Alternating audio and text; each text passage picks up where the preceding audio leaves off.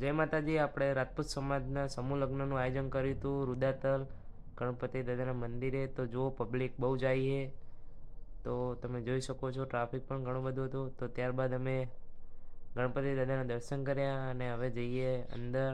આયોજન બહુ જ મસ્ત હતું અને હવે અંદર જઈએ અને સ્ટેજ જોડે જઈએ.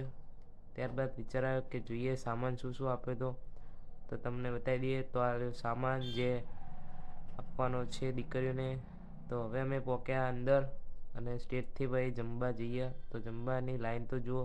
અને અમારા ભાઈબંધો બાજુમાં ઊભા થઈ ગયા હતા અને હવે અમે જમવાનું લઈને હવે બેસી ગયા હતા. તો તમે જોઈ શકો છો. તો હવે જમીને છાશના રસિયા એટલે છાશ. તો હવે અમે છાશ પીધો. તો છાશ ટેન્કરમાં ભરી હતી અને ચકલીમાંથી આવતી હતી. તો આ ડીશો ધોનાવાળાનો સલ્યુટ છે.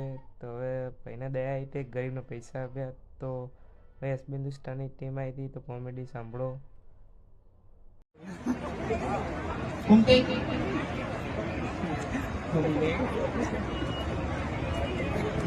આપણે તો ઠકાણું હતું જમવાનું.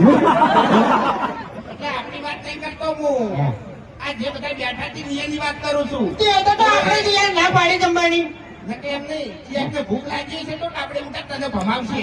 એવી વાત તો સાચી. એટલે વધારે છે ને બોલ્યા જેવું નહીં ને. હા તો નીકળી જઈએ. સમજે તમે તેની જય માતાજી. તો હવે આપણે બીજે લગ્નમાં હાજરી આપવા માટે જઈએ છીએ. તો જય માતાજી. શેર કરો, કમેન્ટ કરો.